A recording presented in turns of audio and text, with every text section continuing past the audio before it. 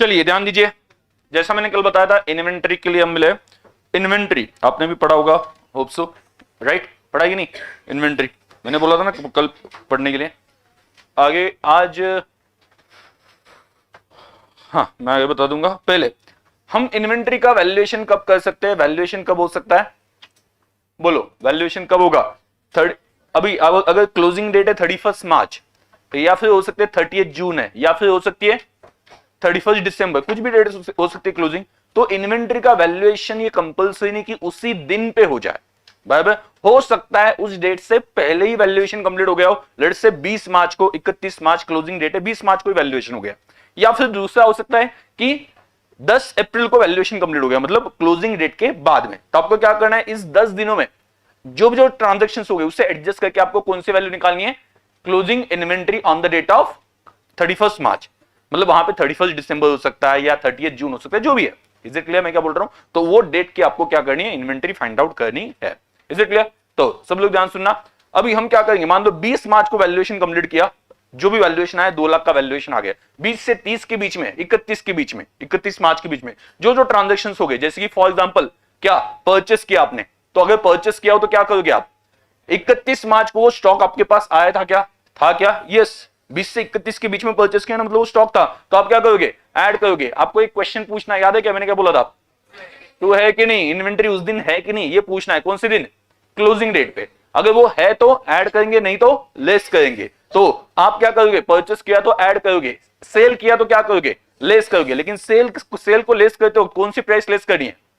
Cost price. कौन सी price? Cost price. Cost price के लिए मैंने बताया था फॉर्मूला क्या, मतलब आपको क्या करना पड़ता है? परसेंटेज कन्वर्ट करने पड़ते हैं। बहुत सी बार कॉस्ट प्राइस पे परसेंटेज दिया जाता है, बट प्राइस दी जाती है सेल। मतलब परसेंटेज किस पे दिए बोलो? कॉस्ट पे, बट प्राइस कौन सी दी? Sale price. तो आपको परसेंटेज को किस पे कन्वर्ट करना पड़ेगा? सेल प्राइस पे। तो मैंने क्या बोला था? सेल प्राइस ज्यादा होती है, कॉस्ट प्राइस ज्यादा होती है? Sale price. तो अमाउंट अगर ज्यादा तो परसेंटेज कम। जो भी आपको कॉस्ट के ऊपर परसेंटेज दिए वो आपको क्या करना है? सेल्स में कन्वर्ट करना है, उसे क्या करना है? कम करना है। समझा मैं क्या बोल रहा हूं? उसे क्या करना है? कम करना है। जैसे 25% ऑन कॉस्ट दिया है, बट प्राइस कौन सी दी है? Sale price. तो उसे आप कितना लोगे? 20%।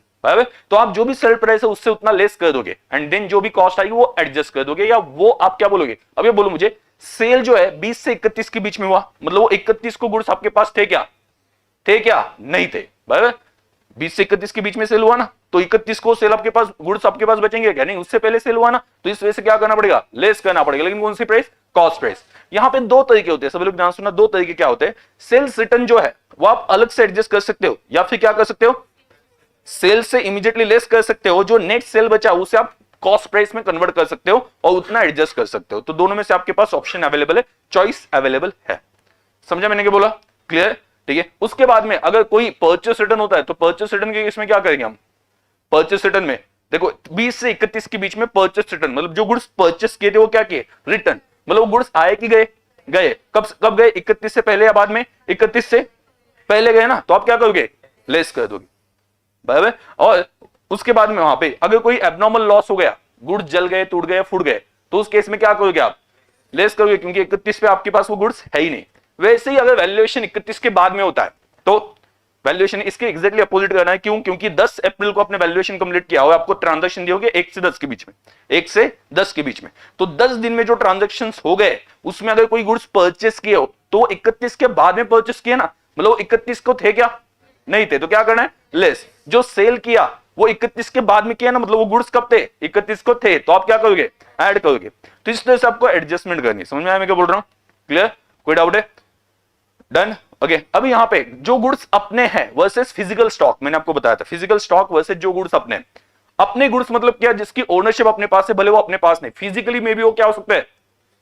किसी और के पास हो सकते हैं। ठीक है, समझ में आ गया? बट ओनरशिप किसकी है? अपनी है। समझा? फिजिकली वो किसी और के पास है। क्लियर? समझा? तो ऐसे केस में आपको क्या करना है? अगर बोला जाए कि as per record find out करो, या आपकी इन्वेंटरी या बैलेंस शीट में कौन सा लिखा जाएगा? बैलेंस शीट में कौन सा लिखा जाएगा? जो अपना है या जो अपने पास पड़ा हुआ है? जो अपना है ना, राशन कार्ड पे उसका नाम लगाओगे जो अपना है। ठीक है, समझ आ गया? जो सच में अपना है, भले वो किसी और के पास खेल रहा हो। बच्चे याद है कि नहीं? स्टॉक अपने क्या है? बच्चे है ना। तो अगर स्टॉक अपने बच्चे है, तो भले किसी और के पास वहां पे अभी है, तो इसका मतलब ये नहीं कि उनके बन गए। ठीक है, तो उस केस में हमें क्या करना है? अपने रिकॉर्ड में दिखाना है। तो उसमें मैंने आपको बोला था कि अगर आपको फिजिकल इन्वेंटरी दी और आपको एंडिंग में वैल्यू एज पर रिकॉर्ड या इन्वेंट्री एज पर रिकॉर्ड और inventory to be shown in balance sheet, कुछ भी पूछ सकते हैं ना, बैलेंस शीट में दिखाने वाली इन्वेंट्री बताओ या एज पर रिकॉर्ड बता दो, एज पर बुक्स बता दो, जो भी है वो अपनी इन्वेंट्री फाइंड आउट करें। तो आप क्या करोगे, जो इन्वेंट्री अपने पास नहीं है बट अपनी है, जैसे for example goods with customer on sale on April basis, वो किसका है, अपना है, वो क्या कर देंगे हम, ऐड कर देंगे। गुड्स विद कंसाइनी, एजेंट के पास जो गुड्स दिया अपना है, क्या करेंगे, ऐड कर देंगे। उसके बाद में क्या था, और क्या था, गुड्स इन ट्रांजिट किसका है, अपना है, क्या कर देंगे, ऐड कर देंगे। वेयरएज जो हमें गुड्स सेलर ने दिया है देखने के लिए, अपना गुड्स नहीं, वो क्या कर देंगे, लेस करेंगे, क्योंकि फिजिकली अपने पास से मतलब फिजिकल स्टॉक में पड़ा होगा उतना क्या करना है, लेस करना है। ठीक, उसके बाद में आगे क्या करना है, आगे क्या करना है, गुड्स अगर कंसाइन और ने हमें दिया, हम कंसाइन हो तो उतना गुड्स क्या किया जाएगा, लेस किया जाएगा। गुड्स सेल हो गया बट भेजा नहीं, गुड्स सेल हो गया बट भेजा नहीं, किसका गुड्स है, दूसरों का है ना, तो क्या करना चाहिए, लेस। अपने इसमें क्यों दिखना चाहिए, बट आपको यहां पे एक ध्यान देना पड़ता है कि आपको एंड में क्या फाइंड आउट करना है, मतलब आपको एंड में value to be shown in balance sheet या अपना स्टॉक दिखाना है या फिजिकल स्टॉक दिखाना है। एक ऐसा क्वेश्चन था, जितना मुझे याद है क्वेश्चन नंबर 7 था क्या, ठीक है, क्वेश्चन नंबर 7 में आपको एंड में फिजिकल वैल्यू निकालनी थी, मतलब वैल्यू ऑफ फिजिकल गुड्स ही निकालनी थी। देख लो एक बार क्वेश्चन नंबर 7, सबसे लास्ट में मैंने लाइन हाईलाइट करने के लिए भूल गई। तो आपको एंड में क्या दिया, 7 है कि 9 है, 9 है क्या, ठीक है, जो भी है मैंने एंड में हाईलाइट करने के लिए बोला था, वो हाईलाइट कर दो। आपको क्या निकालना है, फिजिकल। तो उस वक्त आपके दिमाग में रहना चाहिए कि मेरे पास कितना फिजिकल स्टॉक अवेलेबल है। उस वक्त ये नहीं सोचना है कि स्टॉक मेरा है कि नहीं है, उस वक्त ये सोचना है कि ये स्टॉक अपने पास है कि नहीं। अगर अपने पास है तो ऐड करना, भले वो दूसरों का हो, कुछ फर्क नहीं पड़ता, क्योंकि उन्होंने क्या बोला, फिजिकली कितना स्टॉक आपके पास अवेलेबल है वो फाइंड आउट कर दो। समझा, क्लियर मैं क्या बोल रहा हूं, एंड आउट, ठीक है। तो यहां पे देखो हमने इसके ऊपर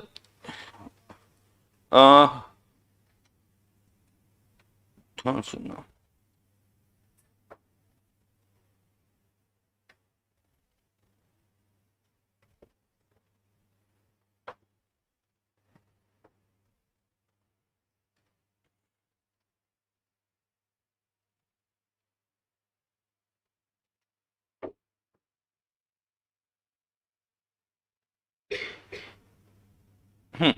आई थिंक 6 नंबर का क्वेश्चन मैंने आपको मार्क करने बोला था क्या, 6 नंबर का ना, 6 नंबर का मार्क करने बोला था। एक बार 6 नंबर का आंसर आपके पास ओपन करो, जो कि ये रिवीजन है, हम यहाँ पे लिखते नहीं बैठेंगे, हम समझ के लेंगे क्या क्या मेन पॉइंट्स है इसमें, ठीक है। जैसे कि ये जो क्वेश्चन है, इस स्पेशली मैंने बोला था बहुत से स्टूडेंट को कि ये वाला है, जैसे हाँ ये वाला जो एडजस्टमेंट है इस पे मैं स्पेशल ध्यान दूंगा। बेटा कितने लोगों को ये एडजस्टमेंट में कुछ कंफ्यूजन है, ये वाले एडजस्टमेंट, ठीक है, तो ये वाले एडजस्टमेंट पे मैं स्पेशल ध्यान दूंगा, डोंट वरी, ठीक है। आगे चलो क्वेश्चन नंबर 6 देख लो एक बार। क्वेश्चन नंबर 6 क्या दिया है, inventory taking for the year ended 31 मार्च 2016 कब कंप्लीट हो गई, 10th ऑफ अप्रैल। कब कंप्लीट हो गई, 10 अप्रैल को। तो अगर ये 10 अप्रैल को कंप्लीट हो गई है, 10 अप्रैल को कंप्लीट हो गई, मतलब आपके क्लोजिंग डेट के, बोलो क्लोजिंग डेट के बाद में, कब कंप्लीट हो गई, क्लोजिंग डेट के बाद में। समझा मैं क्या बोल रहा हूं, क्लोजिंग डेट के बाद में, बराबर। अभी 31 तारीख का आपको वैल्यू चाहिए ना, कब, हाँ, तो यहां पे क्या दिया है, compute the value of inventory for inclusion in the final account for the year ended. यहां पे 31 होना चाहिए, 31 मार्च, बराबर ना। ईयर एंडेड कब होता है, 31 मार्च, वहां पे 31 मार्च होना चाहिए, ठीक है। 30 बोला है बट उससे इतना फर्क नहीं पड़ता, ईयर एंडिंग बोला है ना, ईयर एंडिंग कब होगी, 31 मार्च, क्लियर। तो आपको वैल्यू निकालनी है उस दिन की, कब की, 31 मार्च, कब की, 31 मार्च, समझा, 31 मार्च की आपको वैल्यू फाइंड आउट करनी है, ठीक है। क्यों इतना लेट, तो जल्दी निकलने का ना, जो करना है वो ग्रुप में करेंगे, ऐसा कुछ डिसाइड किया है, पेपर नहीं देना है ग्रुप में नहीं देंगे, डिस्क्वालीफाई होना है टेस्ट से, ग्रुप में हो जाएंगे, कुछ डिसाइड किया क्या आप तीनों, सानिका कहां है, सानिका ग्रुप में डिसाइड किया क्या, जो भी करना है, नहीं, फेल होंगे तो ग्रुप में फेल होंगे, ऐसा कुछ डिसाइडेड है, नहीं, तो चलो कैसा लग रहा है वैसे डिस्क्वालीफाई होके टेस्ट से, अच्छा बढ़िया। आज आने की वैसे जरूरत भी नहीं थी आप लोगों को, क्योंकि टेस्ट तो मैं आपको अलाउ नहीं करने वाला हूं, जैसा मैंने बोला था, स्पेशली आपका ग्रुप, क्योंकि ग्रुप ने मिलके, मुझे तो और अजीब लगा कि ग्रुप ने मिलके डिसाइड किया कि हम पेपर सबमिट नहीं करेंगे, पूरे ग्रुप ने, ग्रुप में एक हाथ दूसरे ने किया होता ठीक है, मैं मान लेता गलती हो गई, बट पूरे ग्रुप में ही सबमिट नहीं किया तो ये मतलब क्या बनता है? ठीक है, लड़ेंगे ग्रुप में या वहां पे क्या कुछ क्रांति लानी है आपको ग्रुप में कुछ ना करके? क्या डिसाइड क्या किया है? हाँ सूरज, गाव कोणतं तुझं? नगर, ठीक है, राजगुरुनगर नहीं, सिर्फ नगर। हाँ नगर, ओके। और ये राजगुरुनगर के आप दोनों, और आप? हाँ जुन्नर, मतलब वो साइड का ऐसा कुछ ग्रुप बना है क्या? सभी मुझे लगता है उसी साइड पे है ना, वो साइड पे है ना सभी, ठीक है। चलो ठीक है, आपके लिए बुरा लगता है, मतलब मुझे सभी स्टूडेंट के लिए बुरा लगता है जब वो गलत कुछ करते हैं तो ठीक है, ऐसा नहीं कि आपके लिए, ठीक है, कि ऐसा वहां पे नहीं होना चाहिए। ठीक है, कोई टीचर वहां पे आपको ध्यान दे रहा है, एक दिन ऐसा ना आ जाए कि मैं छोड़ दूं ध्यान देना, मैं आपके सिर्फ पढ़ा के चला जाऊं, उस दिन आप वो मेरी चीजें बहुत मिस करोगे कि सर ध्यान देते थे, करवा के लेते थे, उस वजह से हम करते तो थे। ठीक है, तो जब ये 10% स्टूडेंट करते हैं तो ठीक है, मैं 90% स्टूडेंट के लिए मान लेता हूं कि नहीं मैंने करना चाहिए, बट ये रेशियो जब बढ़ता है कि ऐसा कि नहीं 50% स्टूडेंट कर ही नहीं रहे, तो फिर मेरे पास वहां पे क्या रहता है, ठीक है भाई तुम लोग ध्यान दो, तुम लोग अपना अपना पास हो जाओ। ठीक है, तो ये परसेंटेज कभी बढ़ने मत देना, ठीक है, यही मैं आप सभी से उम्मीद करता हूं, बाकी लोगों से। क्लियर? बाकी लोग तो इस चीज का ध्यान रखें कि कल जाके सर ऐसा छोड़ ना दे कि नहीं, मतलब ये जो एडिशनल सेशन ले रहा हूं आपके रिवीजन के लिए, आपके डाउट्स क्लियर करने के लिए, टेस्ट से पहले, ठीक है, जो भी चल रहा है वो वहां पे सर ने एक दिन ऐसा गिव अप नहीं करना चाहिए हमारी वजह से। ठीक है, सर का वो मोटिवेशन मेंटेन रहना चाहिए कि सर एक्स्ट्रा ले रहे हैं, करवा के ले रहे हैं, आपकी ओरल टेस्ट ले रहे हैं, प्रैक्टिस सेशन ले रहे हैं, जो भी चल रहा है वो वहां पे लेने में मजा तब आएगा जब सामने से रिस्पॉन्स है। क्लियर? ठीक है, तो चलो ध्यान दो। 10 अप्रैल, तो यहां पे देखो, valuation of which showed inventory figure, inventory figure कितनी? 16,75,000 एज कॉस्ट। कितनी? 16,75,000 as cost as on completion date. कब कंप्लीशन डेट? मतलब जब कंप्लीट हुआ। कब कंप्लीट हुआ? 10th अप्रैल को कंप्लीट हुआ। उस दिन कितना वैल्यू दिख रहा है? 16,75,000 after the end of accounting year and till the date of completion of inventory taking. After the end of accounting year and till the date of completion of inventory taking, मतलब accounting year जब complete हुआ, कब complete हुआ? 31 मार्च, तब से completion, completion कब हुआ? 10th अप्रैल, तब तक के ट्रांजैक्शन दिए, तो उस केस में सेल दिया है। Sale for the next year were made 68,750। कितना है सेल? 68,750। ये सेल प्राइस है ना, और 33.33% किस पे दिए? कॉस्ट पे। समझ में आ गया? क्या दिया है? कौन सी प्राइस दी है? सेल, बट परसेंटेज किस पे दिए? कॉस्ट। फिर से बताओ, प्राइस कौन सी दी है? सेल, परसेंटेज किस पे दी है? कॉस्ट। तो आपको परसेंटेज कन्वर्ट करके किस पे लाने पड़ेंगे? सेल प्राइस पे। ठीक है, तो सेल प्राइस हमेशा क्या होती है? जनरली ज्यादा होती है, तो परसेंटेज क्या दिखनी चाहिए? कम। 33.33% से कम कितने होते हैं? 25%। बराबर? तो आपको क्या करना है, अभी मुझे पता नहीं कि आप अपने सॉल्व करते वक्त एक बार देख लेना कि सेल्स रिटर्न एडजस्ट किया है कि इस क्वेश्चन में आगे सेल्स रिटर्न है क्या, तो एडजस्ट करके कैलकुलेट किया है या अलग से किया है? एडजस्ट किया ना यहीं पे, बराबर? तो आपके पास अलग किया है क्या? ओके ठीक है, जो भी है। मैंने एक क्वेश्चन, मुझे इस वजह से कंफ्यूजन था, मैंने एक क्वेश्चन जो एडजस्ट करके बताया था और एक क्वेश्चन मैंने अलग ही फिट दिया था। क्लियर? तो जो भी है, आपने एडजस्ट किया तो भी कोई इश्यू नहीं। सेल्स रिटर्न लेस करके जो नेट अमाउंट आता है उससे प्रॉफिट लेस कर दो, तो कॉस्ट ऑफ नेट सेल्स आ जाएगी, उतना एडजस्ट कर दो। तो ये अलग अलग किया है। चलो 68,750 माइनस 25% कर दो फटाफट। कितना आता है? नहीं करने की जरूरत नहीं, आपके पास अमाउंट है ना, 51,562 0.5, मतलब 563 आ जाएगा। 51,562। अब यहां पे देखो, ये गुड सेल कब हुए? कब से कब तक? 31 के बाद में, 10 से पहले, मतलब 31 के बाद में हो गए ना, मतलब ये गुड्स 31 के दिन थे क्या? यस और नो? यस। तो क्या करना चाहिए? लेस। उस दिन ऐसा ही किया था ना, ठीक है, एकदम वक्त बदल दिया, जज्बात बदल दिए, ठीक है, तो थे उस वक्त, तो क्या करना चाहिए? ऐड करना चाहिए। तो ऐड कितना करना चाहिए? 51, जो भी अमाउंट आ गया ऐड किया ना। उसके बाद में आगे बोलो, purchases for the next year included in the inventory amounted to ₹90,000 at cost less trade discount of 10%। मतलब कितना आ गया? 90,000 लेस 10% ना, कितना आता है? 81,000। हमने 81,000 का एडजस्टमेंट दिया होगा, क्योंकि ट्रेड डिस्काउंट जितना है उतना तो पैसा हमने पे नहीं किया होगा, तो परचेस है ही नहीं उतने का। 90,000 का परचेस नहीं, उसमें से 10% मुझे डिस्काउंट मिला, तो कितना हो गया? 81,000। बराबर? तो 81,000 जो है वो हमें क्या करना पड़ेगा, बोलो?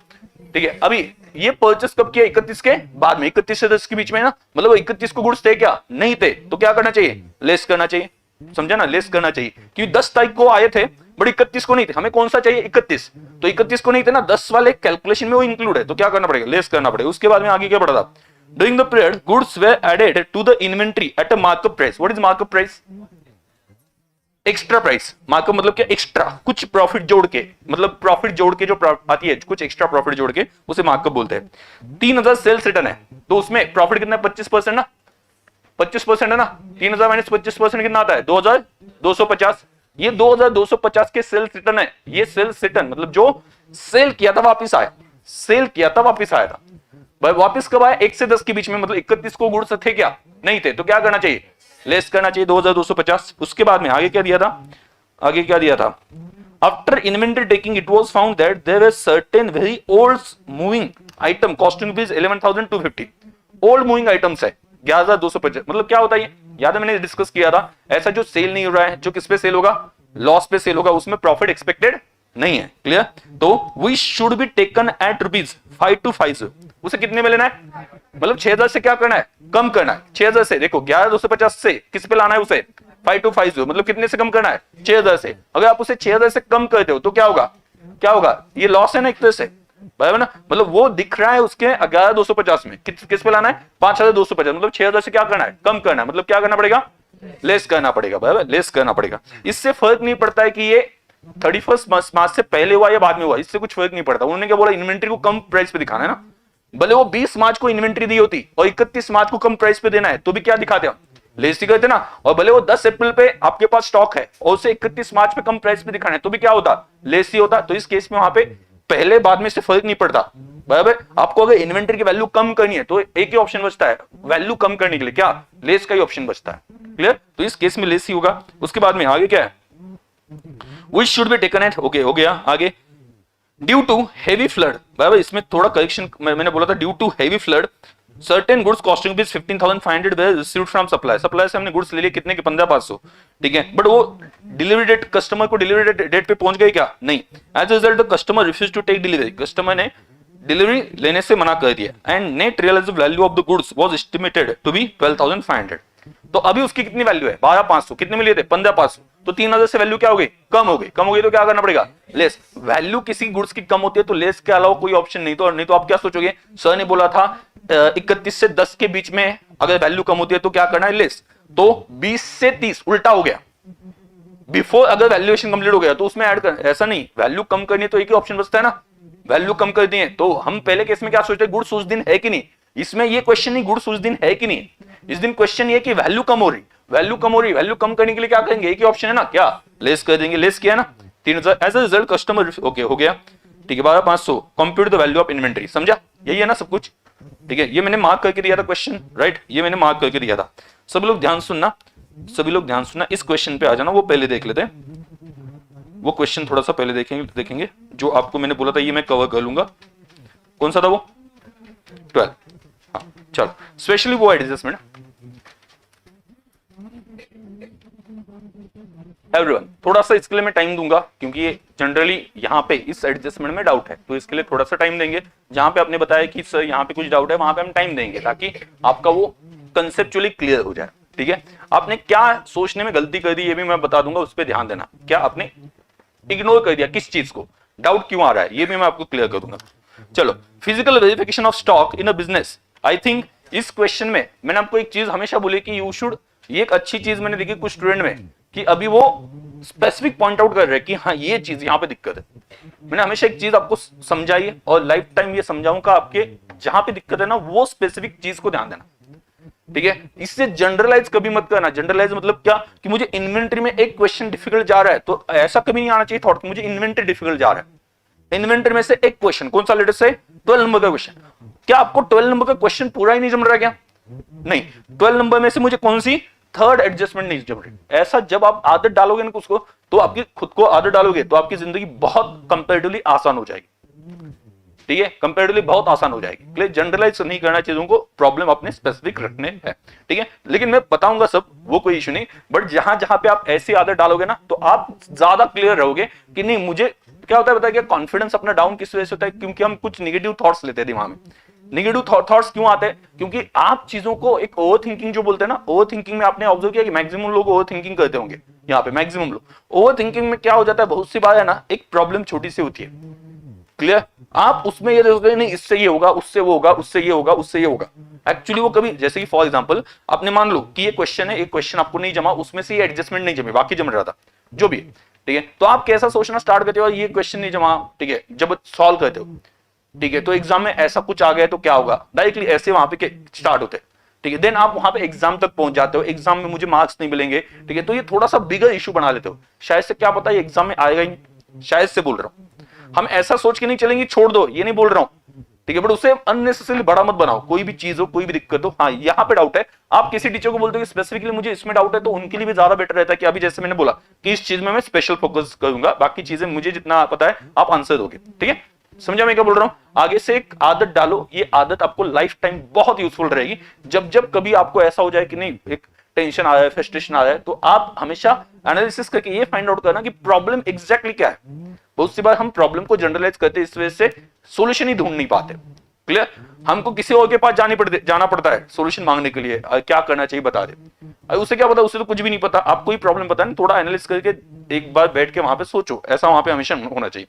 सो फिजिकल वेरिफिकेशन कब किया, 23 जून, 23 जून को हमने फिजिकल वेरिफिकेशन किया। The value of the stock कितनी थी उस दिन, 48 लाख, कब, 23 जून को। और अभी यहां पे देखो, the following transaction took place between, सब लोग ध्यान सुनना, following transaction took place between 23 to 30 June, मतलब क्या बोला ये, एक बार बताओ, सभी लोग पढ़ो एक बार, ये लाइन पढ़ो, ये लाइन आपने इग्नोर कर दिया, ये लाइन आपने इग्नोर कर दी, क्या हुआ है बोलो एवरीवन, एक बार पढ़ेंगे, आवाज आना चाहिए। The following transactions took place between 23 June to 30 June 2016। इसका मतलब क्या बनता है, ये जो नीचे जो भी दिया है ना, वो 23 से 30 के बीच में हुआ, 23 से 30 में जो हुआ है वो 23 से 30 के बीच में, याद आएगा पक्का। अभी इसके ऊपर आगे का कनेक्शन लगने वाला है, 23 से 30 के बीच, क्लियर, 23 से 30 के बीच में नीचे जो हुआ है। अभी आप देखो, पहला क्या दिया है, out of the goods Saint on consignment, consignment में जो गुड्स भेजे थे, जो कंसाइनमेंट में गुड्स भेजे थे, ठीक है, वो कितने अभी तक बेचे नहीं है, भेजे थे कंसाइनी को, एजेंट को, कितने, 2,40,000। ये किसके गुड्स है, आपने तो क्या करना चाहिए, ऐड किया ना, बराबर। आगे दूसरा, परचेसेस ऑफ ₹4 लाख, कितने ये परचेस है, 4 lakh, were made out of which goods worth ₹1,60,000 were delivered on 5th July 2016। बराबर, परचेसेस कितने किए, 23 से 30 के बीच में, कितने परचेस किए, 23 से 30 के बीच में, 23 से 30 के बीच में। हमें कौन सी वैल्यू चाहिए, 30 जून की ना, उससे पहले परचेस किया ना, तो उसमें से कितने गुड्स, कुछ गुड्स आ गए, कुछ गुड्स बाकी होंगे, क्या फर्क पड़ता है, ये गुड्स परचेस किए तो किसके, अपने ना, कितने के, 4 लाख के, तो क्या करना चाहिए, ऐड। तो मैंने 4 लाख लिखा होगा, अंदर 2,40,000, 1,60,000 अलग दिखा होगा, कुछ गुड्स रिसीव्ड है, कुछ गुड्स किसमें, ट्रांजिट में, बट दोनों गुड्स क्या है, अपने ही ना, इसमें कोई डाउट है क्या, नहीं है। अभी आ गया थे, ध्यान से सुनना, ध्यान सुनना। सेल्स वेयर 13,60,000, सेल्स कितने का है, 13,60,000 का सेल्स है। सभी लोग यहां पे ध्यान देना, इस एडजस्टमेंट में ध्यान देना, 13,60,000 का, which include goods worth ₹3,20,000 sent on approval। इसमें से 3,20,000 की गुड्स जो है वो अप्रूवल बेसिस पे भेजे गए थे। Half of this goods way return before 30 जून। यहां पे कंफ्यूजन स्टार्ट हुआ, ठीक है सर, बाकी आधे गुड्स का आपने कुछ इफेक्ट ही नहीं दिया, बाकी जो आधे गुड्स का है वो इफेक्ट ही नहीं दिया, आपने जो एडजस्टमेंट किया वो किसका किया है, 1,60,000 का। बाबा आप देख लो, आंसर में देख लो, मैंने किसका एडजस्टमेंट किया है, 1,60,000 का, बाकी 1,60,000 को इग्नोर किया। सब लोग ध्यान सुनना एवरीवन, सब लोग यहां पर कब से कब तक के ट्रांजैक्शन दिए है, 23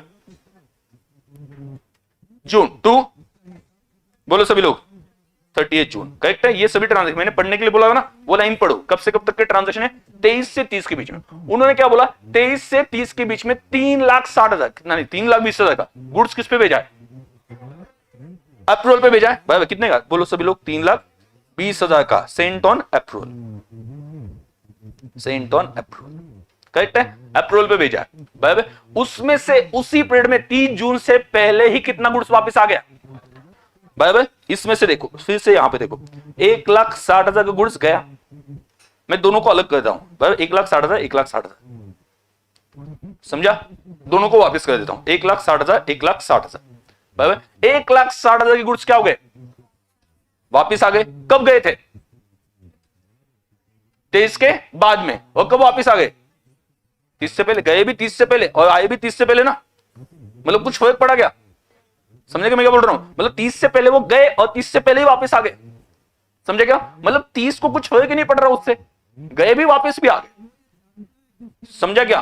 अगर गए होते लेकिन वापस नहीं आते तो मुझे सोचना पड़ता अभी इसका क्या करना है, समझे मैं क्या बोल रहा हूं? ये जाके क्या हो गए, वापिस भी आ गए उससे पहले, मतलब कुछ इफेक्ट क्या हो गया, नील हो गया ना, जाके क्या हो गए, वापिस आ गए। मतलब एक्चुअली कितने गुड्स अप्रूवल बेसिस पे बचे हुए जो कस्टमर के पास है, कितने हैं, 1,60,000, बराबर, ठीक है। तो जो गुड्स वहां पे बाकी है, ओके, उसका वहां पे क्या इफेक्ट दिया, वो कितने के वहां पे, लेट से 1,60,000 के गुड्स जो है वो वहां पे 30 जून के टाइम पे क्या थे, सेल ऑन अप्रूवल बेसिस पे थे। अप्रूवल बेसिस पे कितने थे, कितने थे, 1,60,000 के। समझे मैं क्या बोल रहा हूं? 1,60,000 की जो गुड्स है वो कहां पे थे, ठीक है, अप्रूवल बेसिस पे थे। समझे मैं क्या बोल रहा हूं? अप्रूवल बेसिस पे थे। 23 तारीख को हमने जो वैल्यूएशन किया था, 23 तारीख को जो वैल्यूएशन किया था, वो वैल्यूएशन जो किया था उसमें वहां पे क्या की 3,20,000 की इंक्लूड होंगे, उसके बाद में गए ना, और उसमें से जाके क्या हो गए, वापस भी आ गए। तो उससे कुछ जो वापस आ गए उससे क्या मतलब, सोचना क्या है ना, उसमें जो जाके वापस भी आ गए।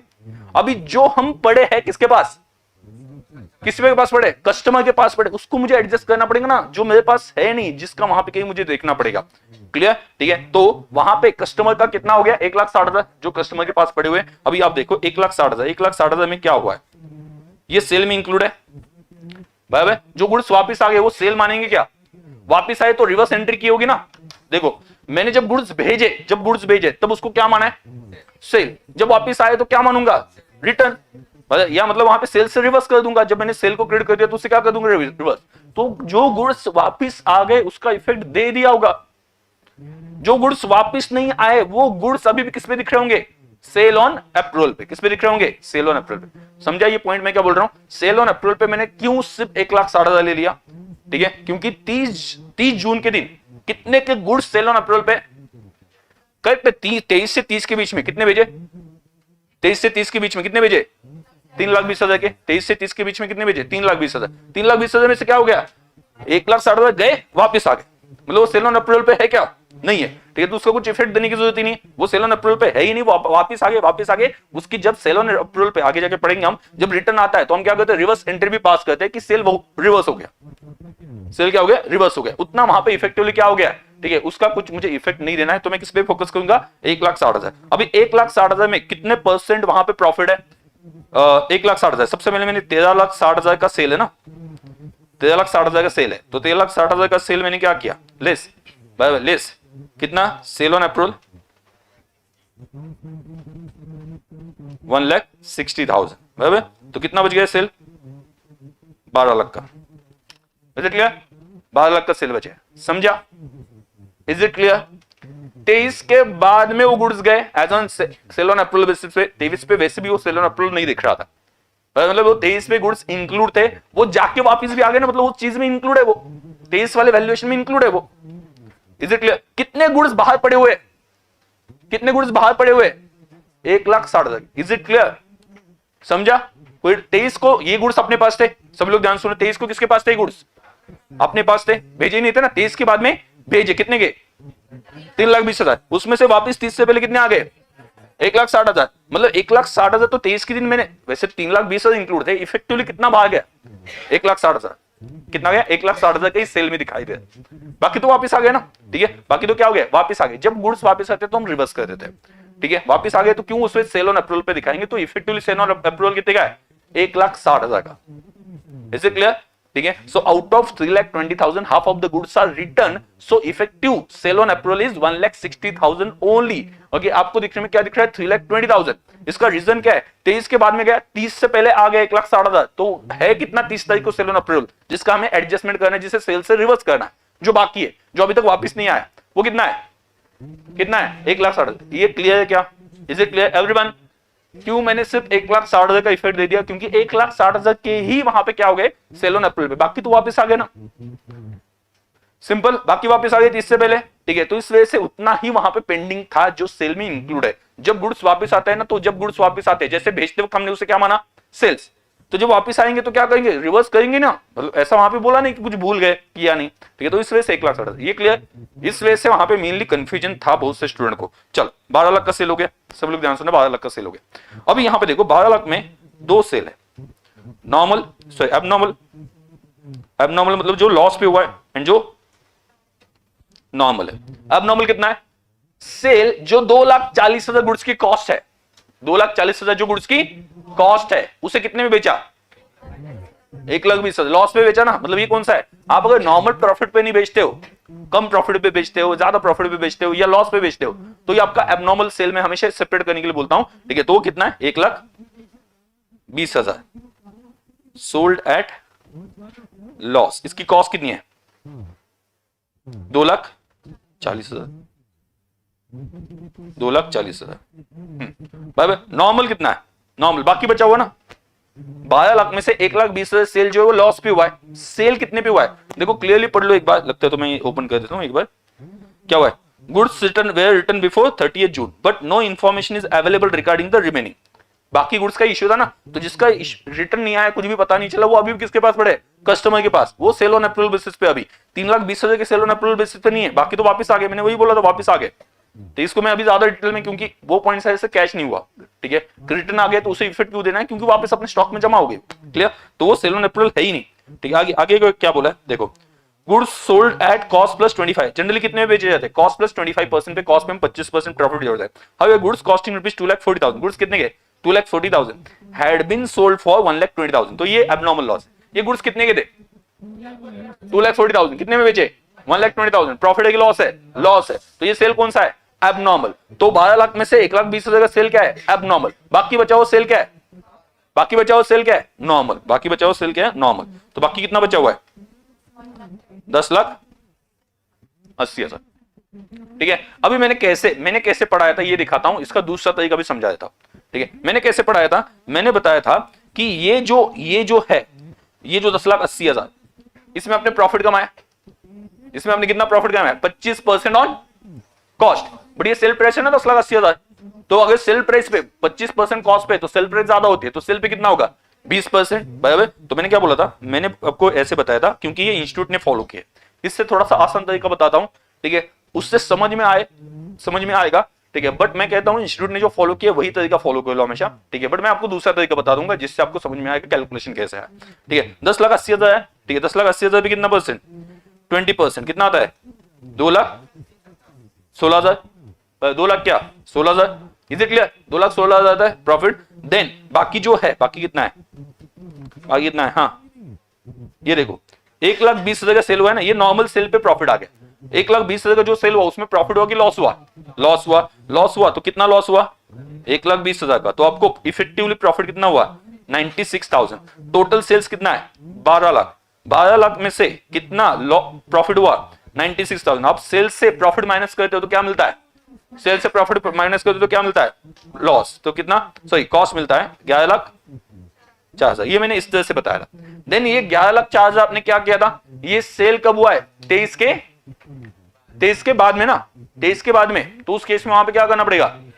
ठीक है, वो सभी वहां पे गए कि हमने देखा था 23 के बाद में वहां पे हो गया है। अगर मैं जो सेल ऑन अप्रूवल बेसिस पे 1,60,000 का भेजा था, जो सेल ऑन अप्रूवल बेसिस पे 1,60,000 का भेजा था, वो वापस भी आ गया, उससे मैं एडजस्ट करता, ठीक है, तो वो भी क्या हो जाता? लेस। एक्चुअली वो लेस नहीं होना चाहिए ना। वो गुड्स अपने पास 30 से पहले क्या हो गया? 30 से पहले वहां पे आ गया, उसका कुछ वहां पे इफेक्ट नहीं देना है उसे। वहां पे इग्नोर करने की वजह क्या है कि वो जाके वापस आ गया, मतलब कुछ हुआ ही नहीं। समझा ना मैं क्या बोल रहा हूँ? ठीक है, मतलब वहां पे फॉर एग्जाम्पल क्लास चल रहा है, मैं बाहर जाके जस्ट आ जाऊं, मतलब क्लास छोड़ दिया, ऐसा थोड़ी ना है, ठीक है, कुछ इफेक्ट ही नहीं हुआ। समझा? ठीक है। तो इस केस में वहां पे क्या, उसको हमने क्या कर दिया? इग्नोर कर दिया। तो ये तरीका बताया था मैंने, कहता 11,04,000। सभी लोग बोलो एक बार, 12 लाख में से क्या हो गया? ये मैंने जो पढ़ाया था, मैं दूसरा तरीका बता दूंगा अभी आगे। 12 लाख से क्या हुआ? सबसे पहले ये बताओ कितना टोटल सेल था? 13,60,000। उसमें से सेल ऑन अप्रूवल बेसिस पे कितना दिख रहा था? बराबर, सेल ऑन अप्रूवल। बाकी जाके वापस आ गया, वो तो सेल ऑन अप्रूवल है ही नहीं, ठीक है। 1,60,000। तो कितना बचा? 12 लाख। 12 लाख में से एबनॉर्मल सेल कितना है? वैसे 2,40,000 का आपने लॉस पे सेल किया 1,20,000, तो सेल कितना है? 1,20,000। तो लेस कर दिया, कितना आ गया? 10,80,000, ठीक है। सॉरी, 1,20,000 में से 12 लाख में से 1,20,000 अगर एबनॉर्मल है तो बाकी बचाओ कितना हुआ? 10,80,000। अब ये 10,80,000 जो है उसके ऊपर 20% आपने प्रॉफिट कमाया। वर्किंग नोट में देख लो तो कितना कमाया? 2,16,000। और जो लॉस हुआ है उसमें आपने लॉस कितना लिया? 1,20,000। तो इफेक्टिवली आपका प्रॉफिट कितना हुआ? 2,16,000 कुछ सेल के ऊपर, और कुछ सेल के ऊपर लॉस कितना? 1,20,000। कितना हो गया? 96,000। तो ये 96,000 जो है वो मैंने सेल से लेस कर दिया। ये सेल में सभी लेस सेल है ना, प्रॉफिट पे हुआ है, लॉस पे सेल हुआ है, बराबर ना। ये 12 लाख में दोनों है ना, एबनॉर्मल नॉर्मल, बराबर। तो इफेक्टिवली इसमें मेरा जो 12 लाख में 96 में मैंने प्रॉफिट कमा लिया। तो उतना लेस करके क्या आ गया 11,04,000। समझा? ये समझे? अभी दूसरा तरीका समझो, सभी लोग ध्यान सुना। दूसरा तरीका वो ज्यादा समझने के लिए आसान है, ठीक है, इस वजह से दूसरा तरीका अभी बता देता। चलो, दो गुड्स है, एक एबनॉर्मल लॉस, भाई जो एबनॉर्मल सेल हुआ है, एबनॉर्मल सेल हुआ है, और जो क्या हुआ है नॉर्मल सेल हुआ है। भाई सबसे पहले डिवाइड कर दो, एबनॉर्मल सेल कितने भी हुआ है 1,20,000, भाई नॉर्मल सेल कितना हुआ है 10,80,000। आपको क्या करना है, ये जो सेल है इसकी कॉस्ट निकालनी है। पर्पस क्या है, टारगेट क्या है, कॉस्ट निकालनी है, ठीक है। तो ये जो एबनॉर्मल सेल हुआ है 1,20,000 पे, वो जो गुड्स है 1,20,000 की, उसकी कॉस्ट कितनी है? सोचो, ये जो गुड्स है जो 1,20,000 पे आपने बेचे, इसकी कॉस्ट कितनी है? क्वेश्चन में बताया कितने, सब लोग पढ़ो, क्वेश्चन क्लियरली बोल रहा है कितने गुड्स है 2,40,000। समझा? कॉस्ट कितनी है 2,40,000। मुझे कॉस्ट निकालनी है ना, मैं दूसरा तरीका आपको बता रहा हूं। और ये जो नॉर्मल सेल हुआ है ये प्रॉफिट पे हुआ है ना, अगर मैं इसमें से प्रॉफिट लेस कर दूं तो क्या आ जाएगा, कॉस्ट आ जाएगी। इसमें प्रॉफिट लेस करने का कोई चांस नहीं था, इसमें तो लॉस हुआ था, तो उल्टा लॉस ऐड कर किया जाता है ना। मतलब 1,20,000 में लॉस कितना हुआ 1,20,000, तो टोटल कितने गुड्स था 2,40,000 का, 2,40,000 पे आ गए। बट जब प्रॉफिट आप कमाते हो तो प्रॉफिट आप एडिशनल इंक्लूड करते हो, उसे क्या करना पड़ेगा, लेस करना पड़ेगा। तो लेस करने के लिए कितना परसेंट है, वैसे 25% ऑन कॉस्ट है ना, तो सेल पे कितना होता है 20%, तो 20% क्या कर दो, लेस कर दो, कितना आता है 9 लाख, 8,64,000 गया 9 या 8,64,000। तो देखो 2,40,000 एबनॉर्मल सेल जो हुआ था उसकी कॉस्ट, और जो नॉर्मल सेल हुआ था उसकी कॉस्ट कितनी है 8,65,000, मतलब टोटल कॉस्ट कितनी है 4,1,4,0,0 और कितना ये आ जाता है 11, कितना है 11,04,000। यहाँ पे कितना है 11,04,000। मुझे कॉस्ट निकालनी है ना, समझा क्या? दूसरा तरीका समझो, आप बताओ दूसरा तरीका क्या है। जो एबनॉर्मल सेल हुआ उसकी कॉस्ट कितनी है, कितना था वो, कितने में सेल हुआ था 1,20,000, बट क्या वो 1,20,000 का गुड्स था, नहीं, कितने का था, क्लियरली क्वेश्चन में बोला है, क्लियरली बोला है कि नहीं, पढ़ो एक बार, क्लियरली बोला ना, कॉस्ट कितनी थी उसकी, क्लियरली बोला कॉस्ट 2,40,000, तो उसकी 2,40,000 कॉस्ट, और बाकी जो 10,80,000 का जो सेल हुआ है वो किस पे हुआ है, प्रॉफिट पे। प्रॉफिट कितना है 25% ऑन कॉस्ट, लेकिन प्राइस कौन सी दी है, सेल, तो पहले कन्वर्ट कर लो, कॉस्ट से सेल पे कितना परसेंट आता है 20%, बराबर। तो 10 कितना 10,80,000 माइनस 20% कितना आता है 8,64,000। तो ये cost of abnormal sale 2,40,000, cost of normal sale 8,64,000, तो इस तरह से कितना आ गया 11,04,000, और वो 11,04,000 हमने क्या किया एडजस्ट किया। समझा? तो यहां पे देखो कॉस्ट ऑफ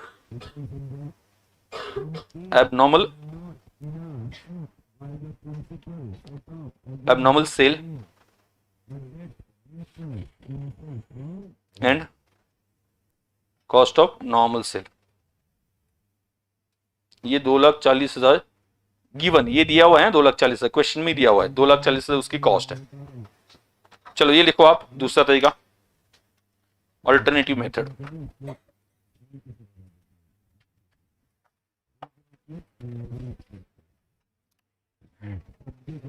डन? हाँ बोलो।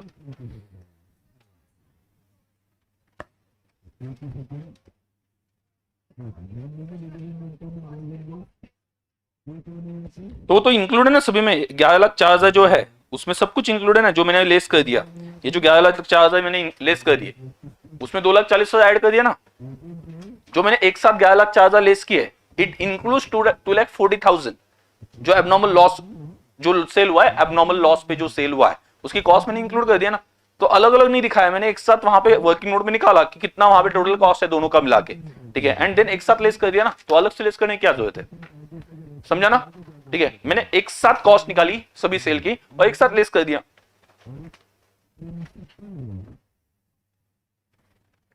और लॉजिकली ऐसे ही होना चाहिए कि पूरे सेल की कॉस्ट निकाल के आप एक साथ इफेक्ट दे दो, ठीक है। उन्हें 3-4 टाइप के सेल दे दिए और आप हर एक के लिए वहां पे मेन आंसर में वहां पे एडजस्टमेंट कर दो, ऐसा नहीं, सेल का एक साथ वहां पे एडजस्टमेंट होगा, ठीक है। आप क्या करोगे, जैसे कि फॉर एग्जांपल, सब लोग ध्यान सुनना, लिखो मत, ओके एवरीवन, मान लो ऐसा क्वेश्चन आता नहीं है, बट मान लो एक उन्होंने बोला है ये वाला सेल जो है 15% ग्रॉस प्रॉफिट पे किया है, बराबर, ऐसा कुछ वहां पे दिया, अलग अलग दिया, ठीक है, मतलब इसका सेल पे 15% कमाते हैं, दूसरा सेल जो है उसमें 20% सेल पे कमाते हैं, तीसरे में 25% कमाते हैं, चौथे में 30% कमाते हैं।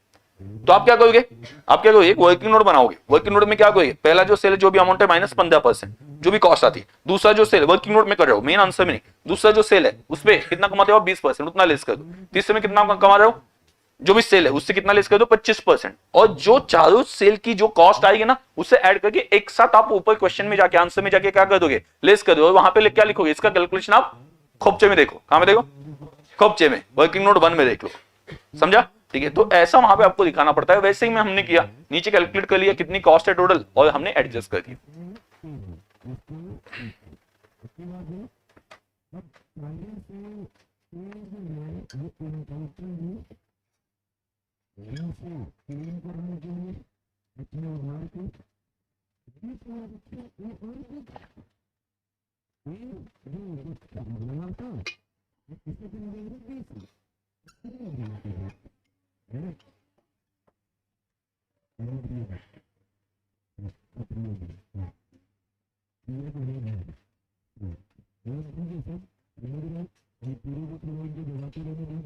डन, कोई डाउट है,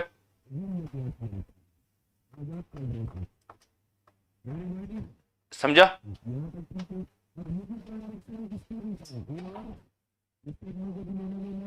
इज इट क्लियर,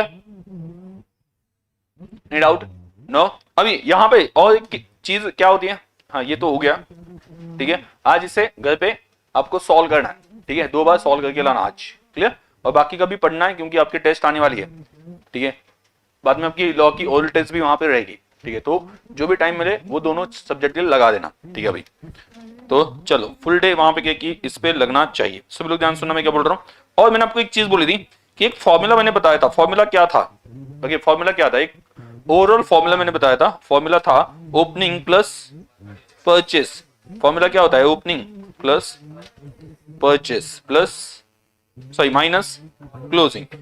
आपको मैंने एक चीज बोली थी, जब ये opening plus purchase plus minus closing कर दो तो जो परचेस में जो इंटरनल एडजस्टमेंट है, जैसे कि फॉर एग्जांपल परचेस करने के लिए जो खर्चे हो गए, कैरेज इनवर्ड, ठीक है, या पैकिंग, वो सभी क्या करना पड़ता है परचेस में ऐड करना पड़ता है। और परचेस में ऐसा दिया, हमने क्वेश्चन भी पढ़ लिया है कि जहां पे परचेस में कुछ चीजें नहीं दी थी, कौन सी चीजें नहीं दी थी, देखिए जैसे कि पैकिंग अलग दिया था, बराबर, बाद में वहां पे ट्रांसपोर्टेशन अलग दिया था, तो उतना क्या करना है ऐड।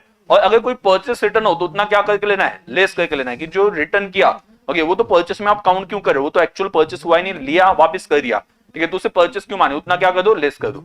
तो opening plus purchase minus closing is equal to क्या आ जाता है, कॉस्ट ऑफ गुड्स सोल्ड। क्या आ जाता है, कॉस्ट ऑफ गुड्स सोल्ड। ये क्या आ जाता है, कॉस्ट ऑफ गुड्स सोल्ड, ठीक है। और इसमें जब आप ग्रॉस प्रॉफिट ऐड करते हो, इसमें जब आप ग्रॉस प्रॉफिट जीपी ऐड करते हो, ठीक है, तो आपको क्या मिल जाता है, सेल्स, समझा। इस तरह से मैंने आपको बताया। बोलो फॉर्मूला क्या है, opening plus purchase minus closing is equal to COGS बराबर कॉस्ट ऑफ गुड्स सोल्ड। जो गुड्स बेचा उसकी कॉस्ट, वो कितने के गुड्स से जो बेचे गए, क्लियर, प्लस क्या करोगे, जीपी ग्रॉस प्रॉफिट, तो क्या मिलेगा, सेल्स। अब ये फॉर्मूला है जिससे आप opening plus purchase plus minus closing करके क्या निकाल सकते हो, सीओजीएस। सीओजीएस का फॉर्मूला बन गया, और सेल्स का फॉर्मूला क्या बन गया, COGS plus gross profit is equal to sales. मैंने क्या बोला था, इसी फॉर्मूले को आप रिवर्स फॉलो करते हो। रिवर्स मतलब क्या, सेल्स माइनस जीपी करते हो तो क्या आ जाता है, उल्टा जा रहा है ना, उल्टा जाए तो साइन भी क्या हो जाएंगे, रिवर्स हो जाएंगे, प्लस का क्या हो जाएगा, माइनस। तो सेल्स माइनस जीपी करते हो तो क्या आ जाएगा, कॉस्ट ऑफ गुड्स सोल्ड। बाद में आपको अगर परचेस मिसिंग है तो आप क्या करोगे, ऊपर रिवर्स चलोगे, cost of goods sold, closing क्या होगा, पहले माइनस था बट हम रिवर्स चल रहे हैं तो क्या होगा, ऐड, और ओपनिंग क्या होगा, लेस। बराबर, मतलब सेम फॉर्मूला से आप हर ओपनिंग का फॉर्मूला बना सकते हो, परचेस का फॉर्मूला बना सकते हो, क्लोजिंग का बना सकते हो, सीओजीएस का बना सकते हो, जीपी का बना सकते हो, ठीक है, सेल्स का बना सकते हो। सीओजीएस के 2 फॉर्मूले बनेंगे, एक तो opening plus purchase minus closing is equal to COGS, और दूसरा फॉर्मूला कौन था, sales minus GP is equal to COGS. मतलब इसी फॉर्मूले से सभी फॉर्मूले आपको मिल जाते हैं, क्लियर। आपको हमेशा एक चीज याद रखनी है, मैंने आपको जैसा बोला था, कहीं पे ऐसा कुछ बोला हो कि कुछ एबनॉर्मल आइटम्स है, याद है ना, एबनॉर्मल आइटम्स है, उन एबनॉर्मल आइटम्स का क्या करना है आपको, उसे सेपरेट रखना है। जैसा भी मैंने सेपरेट किया ना, अभी किया मैंने आपके सामने, जो अभी क्वेश्चन लिया था, कौन सा क्वेश्चन था, दैट क्वेश्चन वाज 12 ना, तो उसमें मैंने क्या किया, 12 लाख का सेल है, उसमें से पहले एबनॉर्मल सेल अलग कर दिया, नॉर्मल अलग कर दिया, देन नॉर्मल जो सेल है उसके ऊपर मैंने जीपी कैलकुलेट किया, ठीक है, वो कितना जीपी आ गया, जो भी 2,16,000 आ गया, ठीक है। और जो एबनॉर्मल है उसके ऊपर लॉस अलग से कैलकुलेट किया, अलग अलग कैलकुलेट करने के लिए दोनों को पहले सेपरेट कर दो एंड देन कैलकुलेशन करो, ताकि कोई कंफ्यूजन बाद में ना हो, ताकि कोई कंफ्यूजन बाद में ना हो। क्लियर, समझा मैं क्या बोल रहा हूं? ठीक है। उसके बाद में हमने पढ़ा था, इसके बाद में हमने जो पढ़ा था अभी फीफो लिफो, ये तो नॉर्मल है, मतलब मुझे मेरे हिसाब से किसी को इतना उसमें कोई दिक्कत नहीं होगी जितना मैं समझ पाता हूं। ठीक है। बाद में एडजस्टेड सेलिंग प्राइस मेथड पढ़ा था हमने, याद है क्या? What is adjusted selling price method? ये ऐसी रिवीजन कहां पे होती है पता है क्या? मैराथन। ठीक है। हम बहुत अर्ली वहां पे ले रहे हैं, ठीक है, क्योंकि आप अभी से ही वो चीज या एग्जाम के हिसाब से प्रिपेयर्ड रहते हो। क्या हो रहा है आपको, मे बी आप ये ऑब्जर्व कर रहे हो कि नहीं पता नहीं, ठीक है, बट वो आपको नोटिस होना चाहिए कि जो चीजें एग्जाम से पहले होती है वो आपकी टेस्ट से पहले चल रही है। समझे क्या? मतलब हम टेस्ट को उसी तरह से लेके चल रहे हैं कि आपके एग्जाम है फाइनल। मैं हमेशा एक ही चीज बोलता हूँ, आपकी फाइनल एग्जाम है, उसी हिसाब से प्रिपेयर करो। ठीक है। ये चैप्टर आपका फाइनल एग्जाम आईसीआई की तरफ से ऐसा मान के टेस्ट को ट्रीट करो।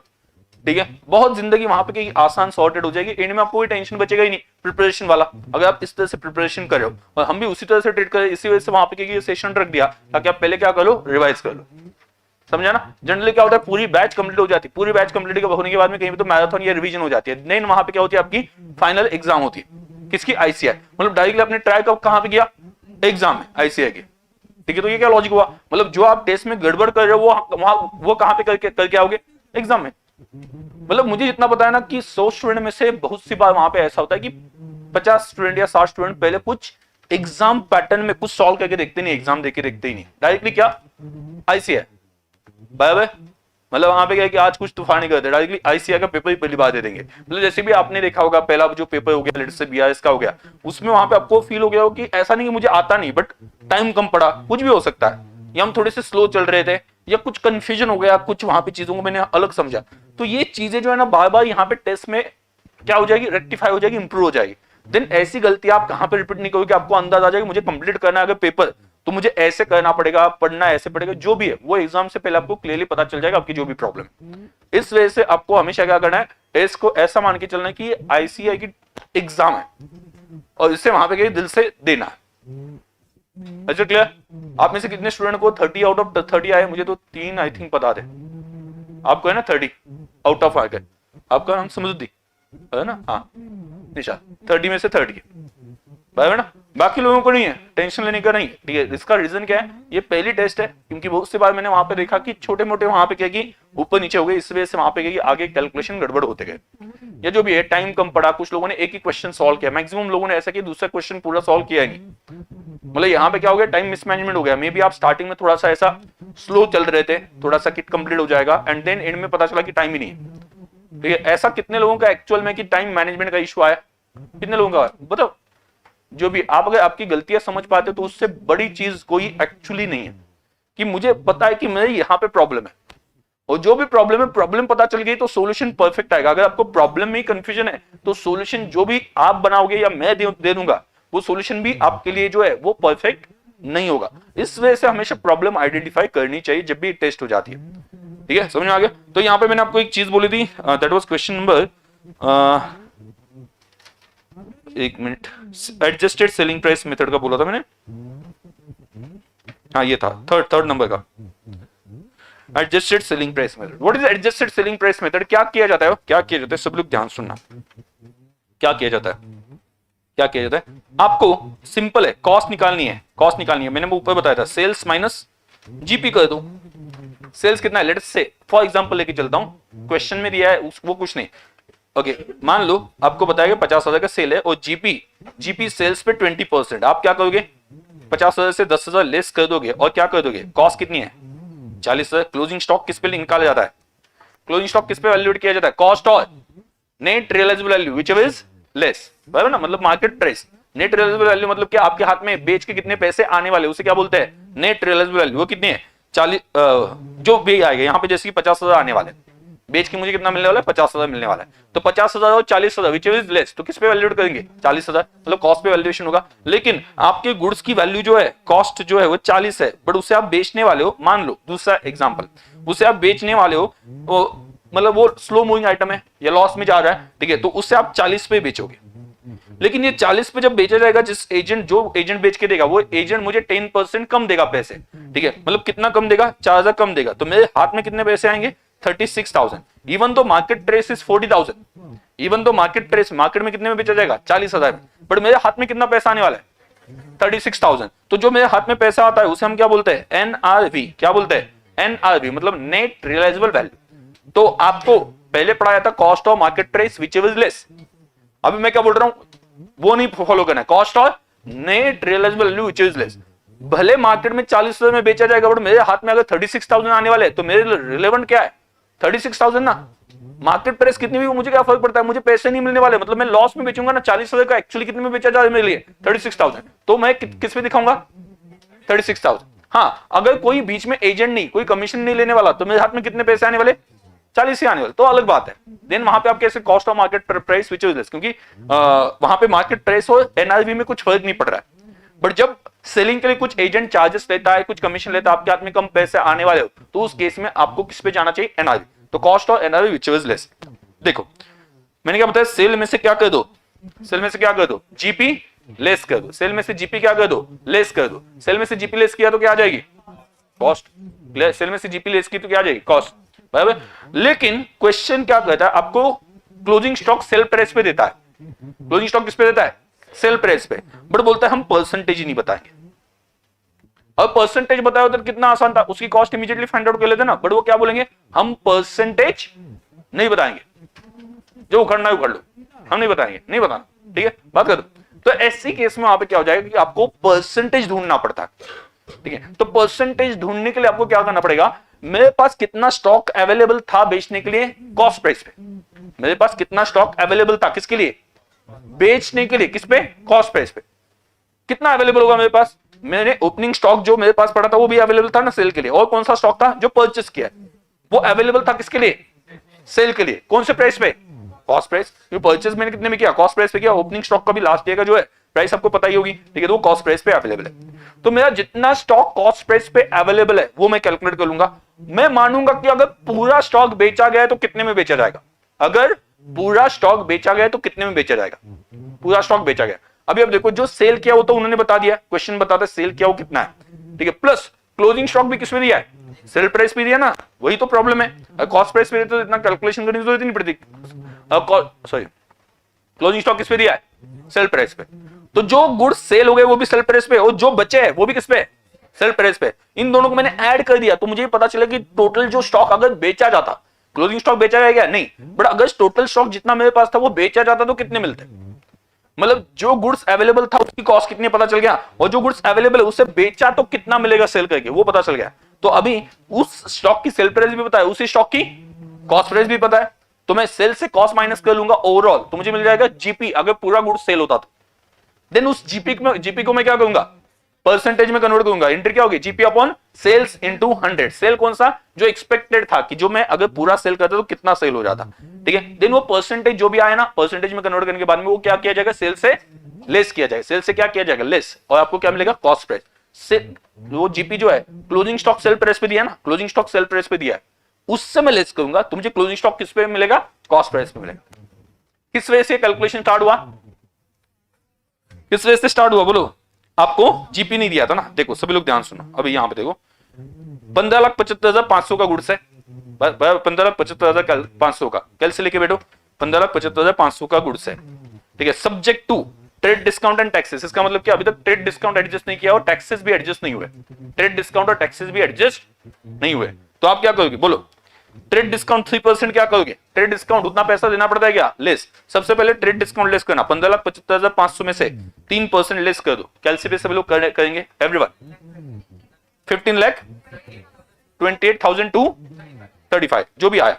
अभी उसके ऊपर हमें क्या लगेगा, जितना हम पे कर रहे हैं उसके ऊपर क्या लगेगा, सेल्स टैक्स, तो उतना ऐड करना है हमें। जब परचेस करना है तो सेल्स टैक्स देना पड़ता है, जैसे आप मोबाइल परचेस करते हो जीएसटी देना पड़ता है, मोबाइल में जीएसटी ऐड करके देना पड़ता है ना, तो वैसे ये भी ऐड हो जाएगा, तो ऐड कर दो 11%, 16,341, मतलब एक्चुअली आपका परचेस इतने का है। प्लस मैंने क्या बोला, जब भी परचेस आप निकालते हो उसके खर्चे भी इंक्लूड कर दो। खर्चे क्या है, पैकेजिंग एंड ट्रांसपोर्टेशन कितना है, 87,500, ये ऐड कर दो तो कितना आ रहा है, 83,841। भाई ओपनिंग स्टॉक कुछ दिया कि क्वेश्चन में नहीं दिया? मतलब मेरे पास अगर बेचने के लिए गुड्स कितना अवेलेबल होता है, जो मेरा ओपनिंग स्टॉक है वो भी बेचने के लिए अवेलेबल होता है इस साल, और जो स्टॉक परचेस किया है वो भी बेचने के लिए अवेलेबल होता है, बट ओपनिंग स्टॉक है ही नहीं। मैं क्या करता हूं, generally opening plus purchase add करके निकालता हूं कितना गुड्स मेरे पास अवेलेबल है बेचने के लिए इस साल में कॉस्ट प्राइस पे। तो अभी तो ओपनिंग स्टॉक नहीं, इस वजह से मेरे पास इतना गुड्स है किसके लिए अवेलेबल। पहला step, goods available for sale at cost price. कैसे निकालोगे, फॉर्मूला क्या है? Goods available for sale at cost price, goods available for sale at cost price. उसमें क्या करते हैं हम, ओपनिंग प्लस परचेस। ओपनिंग कितना है? नील, और परचेस कितना है? 83,841। तो टोटल कितना अवेलेबल है? 83,000 ना, 841। ये पहला स्टेप। बाद में मैं निकालूंगा गुड्स अवेलेबल जो ऊपर अवेलेबल थे फॉर सेल, लेकिन किस प्राइस पे निकालूंगा मैं? At sale price. किस पे निकालूंगा? सेल प्राइस पे। तो जो देखो यहां पे दिया है क्वेश्चन में दिया है मैंने कितने का सेल किया, जो ऊपर गुड्स अवेलेबल थे उसमें से गुड्स जो सेल किए उसकी सेल प्राइस कितनी है? 22,45,500। और जो गुड्स बचे क्लोजिंग स्टॉक उसकी भी सेल प्राइस दी है, मतलब जो टोटल गुड्स मेरे पास थे उसकी मुझे सेल प्राइस पता चल रही है ना। कैसे? जो सेल किए उसकी सेल प्राइस और जो बचे उसकी भी सेल प्राइस है ना, मतलब टोटल गुड्स अगर बेचे जाते तो कितने में बेचे जाते उसकी सेल प्राइस मेरे पास अवेलेबल है। दोनों को ऐड कर दो। कैसे ऐड करोगे? कैसे ऐड करोगे बोलो? Sales plus closing at, question में दिया ना, इन दोनों को ऐड किया तो मुझे पता चलेगा जो गुड्स टोटल अवेलेबल थे वो कितने में क्या होंगे? बेचे जाएंगे। तो कितना सेल कितना है? 22 लाख बोलो, 500 ना, प्लस क्लोजिंग कितना है? 35,000। तो कितना आता है? 24,80,500। 24,80,500। अभी यहां पे देखना, अभी मुझे मिल गया, अगर टोटल गुड्स सेल हुआ तो हुआ नहीं है क्योंकि कुछ क्लोजिंग स्टॉक बचा है ना, बट वो भी किस पे दिया था? सेल प्राइस पे। तो मुझे टोटल गुड्स सेल होता तो कितने में सेल होता ये पता चला। तो 22 लाख मुझे अभी जीपी मिल सकता है इन दोनों के। स्टेप 2 माइनस स्टेप 1 कर देना। तो जीपी, एक्सपेक्टेड जीपी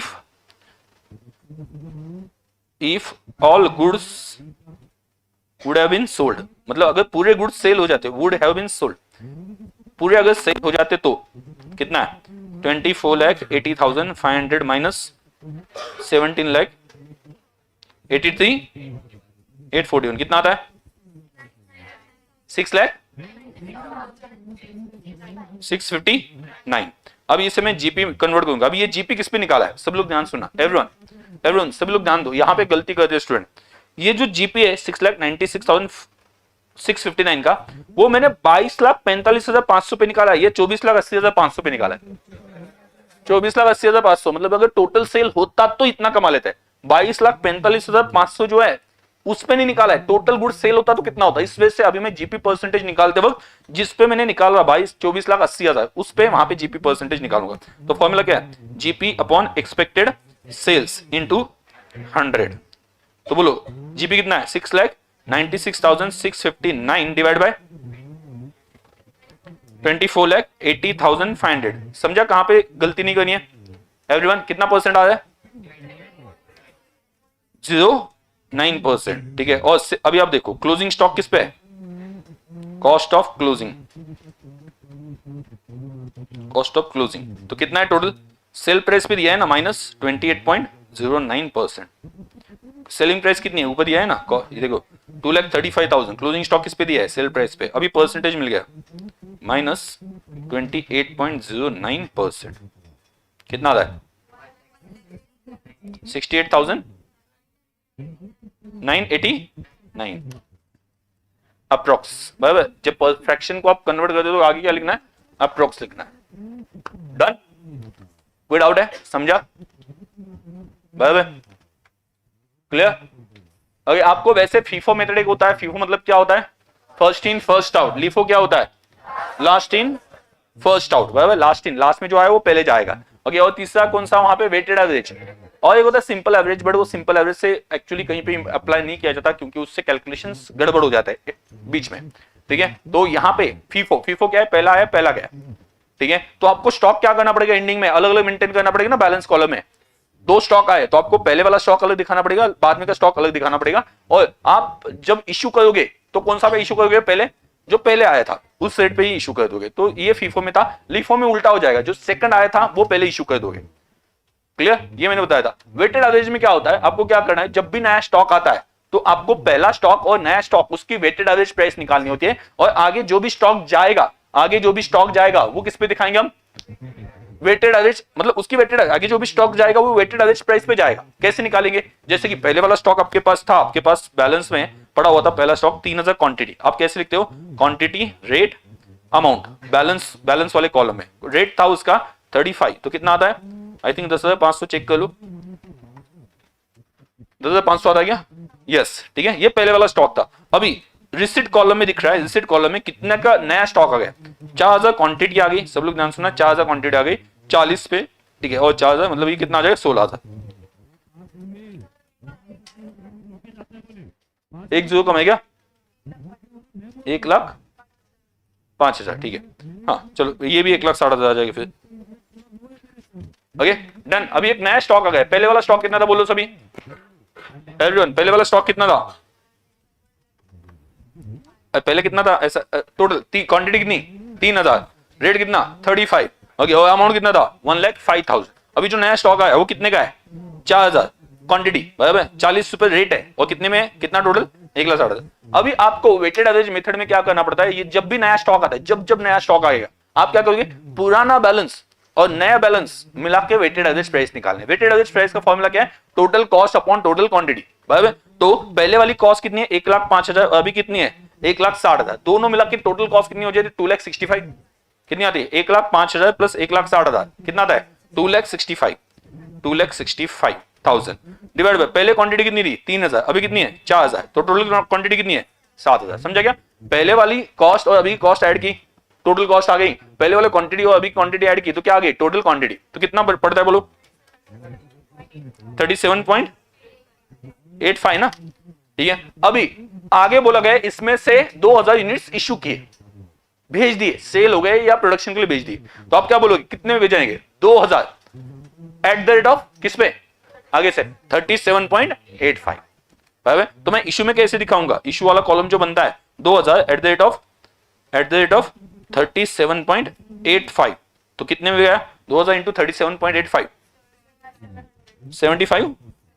700, तो बचेगा कितना, देखो 7,000 में से देखो 3,000 और 4,000, 7,000 थे ना, उसमें से कितने गए 2,000, बचेगा कितना 5,000, किस पे 37.85, तो 5,000 इंटू 37.85 कितना आ जाता है, मतलब आगे से जब तक नया स्टॉक नहीं आता है तब तक कौन सा रेट एप्लीकेबल होगा, आगे से जब तक नया स्टॉक नहीं आता तब तक कौन सा रेट एप्लीकेबल होगा, ओल्ड रेट, बराबर। मतलब जो वेटेड एवरेज प्राइस अभी कैलकुलेट किया था कितना आता है 1,80,250। अभी फिर से 1,000 स्टॉक आ गया, सभी लोग ध्यान सुनना, अभी ये मेरा बैलेंस है ना, बराबर 1,000 फिर से स्टॉक आ गया और उसका रेट है 50, मतलब कितना 1,050, कितना 50,000 का नया स्टॉक आ गया। मैं क्या करूंगा फिर से क्या करना है, नया स्टॉक जब भी आता है वेटेड एवरेज प्राइस आपको क्या करनी है रिवाइज, कैसे कैलकुलेट करना, फॉर्मूला क्या है एवरीवन, फॉर्मूला क्या है, आवाज आनी चाहिए, फॉर्मूला क्या है total cost upon total quantity. तो पहले वाला कितना है 1,89,250 बचा है, अभी का कितना है 50,000, ऐड कर दो टोटल कॉस्ट मिल जाएगी 1,89,250 प्लस 50,000 तो 2,39,250 आ है ना, और स्टॉक कितना है 5,000 प्लस 1,000 6,000, सो 2,39,250 डिवाइड बाय कितना 6,000। तो जो भी आता है आगे से जब इशू होगा वो नए रेट से इशू होगा, कितना है 39.87 जो भी है, समझा, आगे का इशू ऐसे होगा। कोई डाउट है, मतलब अपने जो मेन पॉइंट्स थे वो सभी वहां पे इन शॉर्ट कवर हो गए, जो क्वेश्चन वहां पे या जिसके ऊपर क्वेश्चन एग्जाम में एक्सपेक्टेड रहते हैं। क्लियर, हाँ क्वेश्चन बैंक पे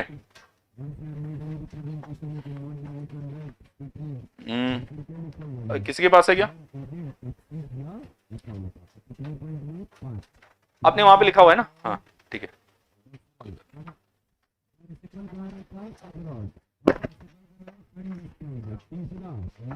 हाँ बोलो लास्ट यहाँ पे दिया है ट्रेडर, क्वेश्चन नंबर 3 लास्ट वाला, ट्रेडर हैड क्वेश्चन बैंक में also received goods costing ₹8,000 in March for sale on consignment basis. तो 8,000, सभी लोग ध्यान सुनना, उसके पास कितने गुड्स आए टोटल कंसाइनमेंट बेसिस पे, कितने के आए?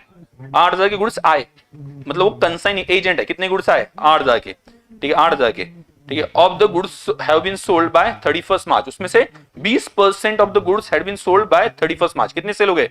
20% सेल हो गए। And another 50% by 15 April, 15 April तक कितने सेल हो गए? और 50%, मतलब अगर देखा जाए आपका वैल्यूएशन डेट है, सभी लोग ध्यान सुनना, 15 अप्रैल है। वैल्यूएशन कब किया था? 15 अप्रैल। वैल्यूएशन कब किया था? 15 अप्रैल, ठीक है। तो 15 अप्रैल को आपने वैल्यूएशन किया हुआ है, क्लियर। अभी यहां पे देखो वैल्यूएशन जो है 15 अप्रैल को किया है, हाँ। तो आपको निकालना है 31 मार्च का। कब का निकालना है? 31 मार्च। एवरीवन, वैल्यूएशन कब किया है? 15 अप्रैल। वैल्यूएशन कब का चाहिए? 31 मार्च का, ठीक है। तो अभी आप देखो 15 अप्रैल को आपके पास ऐसे कितने गुड्स भेजे जो अपने नहीं थे, जो अपने, किसने भेजे? कंसाइनर ने। अपने क्या नहीं भेजे? कितने थे? 8,000। बट 15 अप्रैल से पहले कितने बेचे गए? वो अपने पास है ही नहीं ना, स्टॉक में इंक्लूड नहीं है। कितने बेचे गए? 20% पहले और बाद में 50%, कितना? 70% बेचे गए। तो अपने पास 15 अप्रैल के दिन कितने बचे हुए? सिर्फ 30%, जो अपने नहीं है। तो 8,000 का 30% अपने पास बचा हुआ है, मतलब कितना बचा हुआ है? 2400 बचा हुआ है। कितना बचा हुआ है?